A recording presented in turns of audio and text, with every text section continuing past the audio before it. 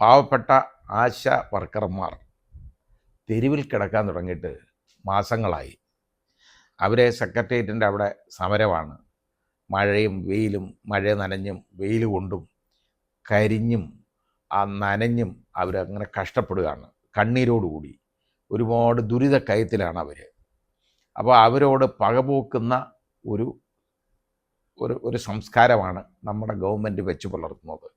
നമ്മുടെ ഗവൺമെൻറ് എന്ന് പറഞ്ഞാൽ ശ്രീ പിണറായി വിജയൻ്റെ നേതൃത്വത്തിലുള്ള ഗവൺമെൻറ് വെച്ച് പുലർത്തുന്നത്.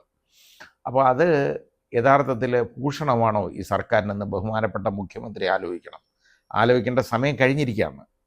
കാരണം നിങ്ങൾ ഈ ഇലക്ഷനുകളെയൊക്കെ ഇനി ഫേസ് ചെയ്യാൻ പോവാണ്. നിങ്ങൾക്കൊരു ധാരണയുണ്ട്, ഈ ആശമാരെന്ന് പറയുന്ന ഒരു റോഡിൽ കിടന്നാലും തെരുവ് കിടന്നാലും നിങ്ങൾക്ക് വോട്ട് കുത്താൻ ഒരുപാട് വിവരം കെട്ടവന്മാർ ഈ നാട്ടിലുണ്ട് എന്നുള്ള ഒരു ഹുങ്ക് നിങ്ങൾക്കുണ്ട്. അതാണ് നിങ്ങളുടെ ഏറ്റവും വലിയ പ്രശ്നം. നിങ്ങൾ അതൊക്കെ ഒന്ന് മാറ്റി വെക്കുക. ഈ ജനങ്ങളും കേരളീയർ തന്നെയല്ലേ, അവരും മലയാളികളല്ലേ, അവരും നിങ്ങൾ പ്രതിനിധീകരിക്കുന്ന അവരെയും കൂടെ അല്ലേ. ഇത് നിങ്ങളൊന്ന് ചിന്തിക്കണ്ടേ? ആ പാവങ്ങൾ തെരുവ് കിടക്കാൻ, നമ്മുടെ സഹോദരിമാർ തെരുവ് കിടക്കാൻ നോക്കിയിട്ട് എത്ര മാസമായി? നിങ്ങൾ അവരെ ഒന്ന് കാണാൻ തയ്യാറാവുന്നുണ്ടോ? ഇല്ലല്ലോ. നിങ്ങൾ ആരാണ് എന്നാ നിങ്ങളുടെ ധാരണ? ഈ രാജാവ്, നിങ്ങൾ രാജാവൊന്നും അല്ലല്ലോ, മുഖ്യമന്ത്രിയല്ലേ. ആ രാജാവിനെ എന്തോ പ്രജകൾ, നിങ്ങൾ കണക്കാക്കുന്ന പ്രജകളും രാജാവും എന്നുള്ളതായിരിക്കും. അതൊക്കെ പണ്ടത്തെ കാലമായിരുന്നു നമ്മുടെ ബഹുമുഖ്യമന്ത്രി. അതൊന്ന് ആലോചിക്കണം, നിങ്ങൾ ചിന്തിക്കണം അതിനെക്കുറിച്ച്. നിങ്ങളെ ഒന്ന് കാണാൻ വേണ്ടി, നിങ്ങളുടെ ശ്രദ്ധയിൽ ഇവരുടെ കാര്യം ഒന്ന് കൊണ്ടുവരാൻ വേണ്ടി ചിലപ്പോൾ നിങ്ങളിത് അറിയുന്ന പോലും ഉണ്ടായിരിക്കത്തില്ല കേട്ടോ. കാരണം നിങ്ങൾക്ക് അതിനൊന്നും സമയമില്ല. വേറെ ഒരുപാട് കാര്യങ്ങൾ നാട്ടിലുണ്ടല്ലോ. വേറെ നമുക്കിപ്പോൾ PM ശ്രീ ആയിട്ടൊക്കെ നടക്കുകയാണല്ലോ. അപ്പോൾ ഇത് നിങ്ങളൊന്ന് ചിന്തിക്കണം. ഇത് ഈ പാവങ്ങൾ ഈ തെരുവിൽ കിടക്കുകയാണ് എന്നുള്ളത്. അവർ ഇന്നലെ അവിടെ വന്നു, ക്ലിഫ് ഹൗസിൻ്റെ അവിടെ വന്നു. നിങ്ങൾ ഇരിക്കുന്നിടത്തേക്ക് പ്രജകൾ വരികയാണ്. കാരണം നിങ്ങൾക്ക് ഇങ്ങനെ ബോധ്യപ്പെടുത്താൻ, അവരെ ഒന്ന് കാണിക്കാനായിട്ട്, അവരെ ആ പ്രൊട്ടസ്റ്റ് ഒന്ന് അറിയിക്കാനായിട്ട് അവർ വരുന്നതാണ്. സമരമാണ്, അതിനെ അടിച്ചമർത്തുന്ന ഒരു നിലപാടാണ്. ഇന്നലെ അതിനകത്ത് അവർ അവിടെ കൊണ്ടുവന്നു, ബാരിക്കേഡൊക്കെ വെച്ച് അതുപോലെ തടഞ്ഞു. ബാരിക്കേഡിനകത്ത് ഉള്ള സർക്കസ് ധാരണ കയറുന്നത് ഇവർ കണ്ടുകൊണ്ടിരിക്കുമല്ലേ, അതേപോലെ ഇവരും കയറാൻ തുടങ്ങി. അപ്പോൾ അവർ ഈ വൃത്തിയിട്ട വെള്ളം ഉണ്ടല്ലോ, ഓടയിലെ വെള്ളം ചീറ്റിച്ച് അവരെ എല്ലാം കുളിപ്പിച്ചു, നനച്ചു, റെഡിയാക്കി. ഇതിന് ശേഷം അവരുടെ മൈക്ക് അതുപോലെ തന്നെ സ്പീക്കറും പിടിച്ചെടുത്തു. അങ്ങനെ വന്നു കഴിഞ്ഞപ്പോൾ അവർ പിടിച്ചെടുത്ത് അത് ജീപ്പ് കയറ്റി കൊണ്ടുപോകാൻ നേരത്തെ അവർ ജീപ്പ് തടഞ്ഞു. അപ്പോൾ ഒരു സ്ത്രീയുടെ മേളിൽ കൊണ്ടുവന്ന് ഇടിക്കുകയാണ് ജീപ്പ്. ആ രീതിയിലാണ് ഈ അഹങ്കാരം കാണിക്കുന്നത് കേട്ടോ. എന്ത് കഷ്ടമാണ്. ഇതാണ് ഒരു ജനാധിപത്യ രാജ്യം. അവർക്ക് ശബ്ദിക്കാനുള്ള അവകാശമില്ലേ? അവരുടെ സ്പീക്കർ എന്തോ അവിടെയൊക്കെ ശബ്ദം മലിനീകരണം ഉണ്ടാകുമായിരിക്കും. ശരിയാ, രാജാവിന് ശബ്ദം കേൾക്കാൻ പാടില്ലായിരിക്കും കേട്ടോ, അതായിരിക്കും കാര്യം. മൈക്കുമായിട്ടൊരു ചെറിയ പ്രശ്നം എപ്പോഴും ഉണ്ടല്ലോ, അത് കാരണം നമുക്ക് പറയാൻ ഒക്കത്തില്ല, അതുകൊണ്ടായിരിക്കാം. എന്തായാലും അവരുടെ മൈക്ക് സ്പീക്കറും ഒക്കെ പിടിച്ചെടുത്തു, കൊണ്ടുവന്ന നേരത്തെ അവർ തടഞ്ഞു. അവരെ എന്തോ റോഡിലിട്ട് വലിച്ചഴിച്ചു. നമ്മൾ കാണുന്നതാണ് ഇതെല്ലാം. മീഡിയയിലൂടെ ആളുകൾ കാണുന്നുണ്ട്. ഇവരെന്ത് ചെയ്തിട്ടാണ്? അവരവരുടെ ന്യായമായ അവകാശം ചോദിച്ചല്ലേ. അവർക്ക് ദിവസം 1000-1500 രൂപ എങ്കിലും അവർക്ക് കൊടുത്താൽ ഇത് അങ്ങ് തീരത്തില്ലേ, ഈ പ്രശ്നം തീരത്തില്ലേ? നിങ്ങൾ എത്രയോ പേരെ പിൻവാതിലൂടെയൊക്കെ കയറ്റുന്നു. നിങ്ങളുടെ രാഷ്ട്രീയക്കാരല്ല ഇവരെന്നുള്ളത് കൊണ്ടാണോ ഈ ചെയ്യുന്നത്? അവർക്ക് രാഷ്ട്രീയമൊന്നുമില്ല. അപ്പോൾ ഇപ്പോൾ അത് വളരെ വലിയ തോതിൽ വല്ലാത്ത രീതിയിലേക്ക് മാറിക്കൊണ്ടിരിക്കുകയാണ്. സംഘർഷത്തിലേക്ക് വേണ്ടി നീങ്ങിക്കൊണ്ടിരിക്കുകയാണ്. കാരണം ഇനിയിപ്പോൾ ഇത് വലിയ പ്രശ്നങ്ങളിലേക്ക് നയിക്കും. ഇത് നിങ്ങളൊന്ന് മനസ്സിലാക്കണം, ഇതൊന്ന് തീർക്കാനായിട്ട് ശ്രമിക്കണം. അതിന് നിങ്ങൾക്കൊരു ചർച്ചയ്ക്കെങ്കിലും ഇവരെ വിളിച്ചാൽ എന്താ കുഴപ്പം? നിങ്ങൾ താന്നു പോകത്തില്ലല്ലോ, നിങ്ങൾ വലുതാവുകയല്ല ഉള്ളൂ. അതല്ലേ ആദ്യം ആലോചിക്കേണ്ടത്. നിങ്ങളുടെ അടുത്ത് ഇവരെ ആരെങ്കിലും എന്തെങ്കിലും ആണോ? ഒന്നുമല്ല, വെറും ആശാ വർക്കർ എന്ന് പറഞ്ഞാൽ നിങ്ങളെ സംബന്ധിച്ചിടത്തോളം തൂപ്പുകാരയുടെ വില പോലും അവർ നിങ്ങൾ കൊടുക്കുന്നില്ല അവർക്ക്. പോട്ടെ, അവരെന്തോ ആവട്ടെ, നിങ്ങളുടെ അടുത്തൊന്നും വരാൻ ഉള്ള വലിയ യോഗ്യതയൊന്നും അവർക്കില്ലല്ലോ. നിങ്ങളുടെ അടുത്ത് നിൽക്കാനും പറ്റത്തില്ല. ആ രീതിയിലാണ്. അപ്പം നിങ്ങൾക്ക് അവരുമായിട്ടൊരു ചർച്ച നടത്തിയാൽ എന്താ ദോഷം? ഈ പാവങ്ങളുടെ കണ്ണീര് കാണണ്ടേ? അതല്ലേ വേണ്ടത്?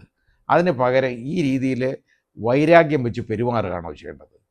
ഇതുപോലെയാണ് നിങ്ങളുടെ ഓരോ തീരുമാനങ്ങളും ബുദ്ധിമുട്ടുകളും വരുന്നത്. ഇപ്പോഴാണെന്നുണ്ടെങ്കിൽ വരാൻ പോകുന്ന അടുത്തുള്ള ഒരു തീരുമാനം ശിവൻകുട്ടി ഇറക്കി വിട്ടേക്കാണ്. ബഹുമാനപ്പെട്ട വിദ്യാഭ്യാസ മന്ത്രിയെ ഇറക്കി വിട്ടേക്കുക. കാര്യം എന്തുവാ? PM ശ്രീ നടപ്പാക്കും. ഏർപ്പൊന്നും പ്രശ്നമല്ല. CPI എന്ന് പറയുന്നവർ അവരെ എതിർത്തിട്ട് നിങ്ങളുടെ കൂടെ നിൽക്കും. അത് അവർ ചെയ്യുന്നത്. അവർ പറയും ഞങ്ങൾ വലിയ എതിർപ്പാണ്, വലിയ കുഴപ്പമാണ്. നിങ്ങൾ CPIയുടെ അഭിപ്രായത്തിനെയൊക്കെ തള്ളി ഇതുമായിട്ട് മുമ്പോട്ട് പോകാനാണ് ശ്രമിക്കുന്നത്. എന്നിട്ട് അത് വളരെ രസകരമായൊരു പ്രസ്താവന ശ്രീ ശിവൻകുട്ടിയുടെ അത് കാണാനിടയായി. അതാണ് എനിക്ക് ഇതൊന്നും അവരെ അജണ്ട നടപ്പാക്കത്തൊന്നുമില്ല. കാശിന് വാങ്ങിക്കും, അവരെ ഇന്ന് പണം വാങ്ങിക്കുമെന്ന് വെച്ചാൽ പണം വാങ്ങിച്ചിട്ട് അവരെ കളിപ്പിക്കുന്നതായി പറഞ്ഞുകൊണ്ടിരിക്കുന്നത്. ഇത് ഏത് കാലത്തായി ഇങ്ങനെയൊക്കെ ജീവിച്ചിരിക്കുന്നു ഒന്ന് ആലോചിച്ച് നോക്കിക്കോളൂ. ഇതൊന്നും അവരാരും അറിയത്തില്ലേ? അതിലെ ഭഗവാന് കാണിക്കയിടാൻ കൊണ്ടുപോയിട്ട് 10 രൂപ കൊടുത്ത് അയച്ച് അത് ഇടണമെന്ന് നോക്കിയപ്പോൾ ഒരു 5 രൂപ എടുത്ത് ഭഗവാൻ അറിയത്തില്ല കേട്ടോ, കുഴപ്പമില്ല എന്ന് പറയുന്ന പോലെ അല്ല ഇത് വരേണ്ടത്. ഇത് നിങ്ങളിവിടെ ആലോചിക്കുന്നതിന് മുമ്പ് ഇത് അവിടെ അറിയും. ഇതിനി യഥാർത്ഥത്തിൽ മുൻകാല പ്രാബല്യത്തോടുകൂടി ഇത് കിട്ടുമോ? 1500 കോടി രൂപ കിട്ടാനുണ്ടെന്നല്ലേ പറയുന്നത്. എവിടുന്ന് കിട്ടും? സാധാരണ ഗതി കിട്ടാൻ മാർഗമില്ല. പക്ഷേ നമ്മുടെ ബഹുമുഖ്യമന്ത്രി ഇടയ്ക്ക് പോയി ആ പ്രധാനമന്ത്രിയൊക്കെ കണ്ട് ചർച്ചയൊക്കെ നടത്തിയിട്ട് വന്നിട്ടാണ് ഇതുമായിട്ട് മുമ്പോട്ട് പോകാൻ തീരുമാനിച്ചത്. PMശ്രീ നടപ്പാക്കും, എന്നിട്ട് അവരുടെ വിദ്യാഭ്യാസ നയമൊന്നും നടപ്പാക്കത്തില്ല. ഇതെന്തു ഈ പറയുന്നത്? ഇത് ആരെടുത്തായി പറയുന്നേ? ഈ വിദ്യാഭ്യാസമുള്ള ആളുകളാണല്ലോ ഇതുമായിട്ട് ബന്ധപ്പെടണ്ടേ. അവരൊക്കെ വിഡ്ഢികളെന്നാണോ ശ്രീ ശിവൻകുട്ടി നിങ്ങൾ ധരിക്കുന്നത്? അതുപോലെ ശ്രീ പിണറായി വിജയൻ നിങ്ങൾ കരുതുന്നത്? ഒരിക്കലുമല്ല. നിങ്ങളിത് നടപ്പാക്കിയാൽ മാത്രമേ ഈ പണം കിട്ടുള്ളൂ, അതിൻ്റെ ഫണ്ട് കിട്ടുള്ളൂ. അവർ സെൻട്രൽ ഗവൺമെൻറ് ഇരിക്കുന്നവരത്ര പോഷന്മാരൊന്നും അല്ല നിങ്ങളെ ആരെയും പോലെ. അവർക്ക് ബോധമുണ്ട്, അവർ തരത്തില്ല ഇത് പണം. തരണമെങ്കിൽ ഇത് നടപ്പാക്കണം. എന്നിട്ട് PMശ്രീ നടപ്പാക്കത്തില്ല.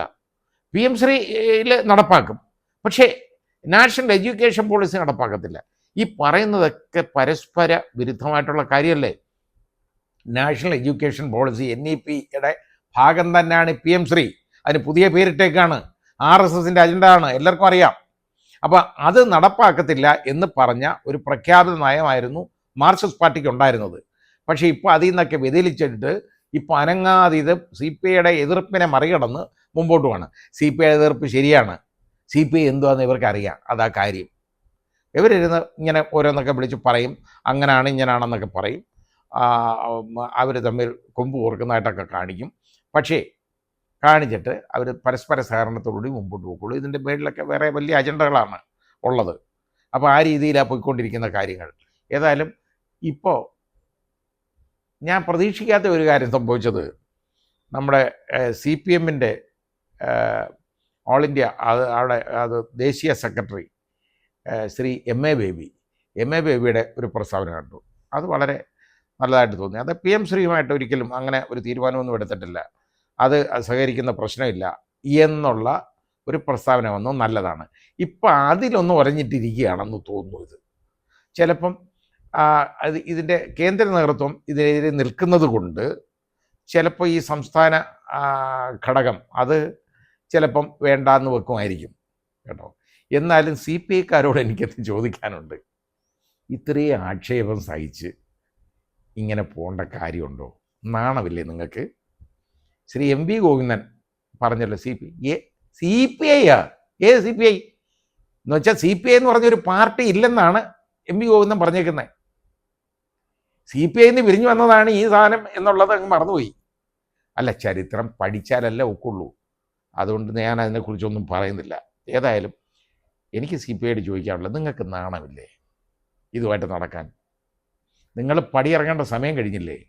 ഇത് നടപ്പാക്കുമെന്ന് പറഞ്ഞ് നിങ്ങളെ ധിക്കരിച്ചാൽ മന്ത്രിസഭയിൽ നിങ്ങളത് ഇത് കൂട്ടുത്തരവാദിത്തമുള്ളതല്ലേ?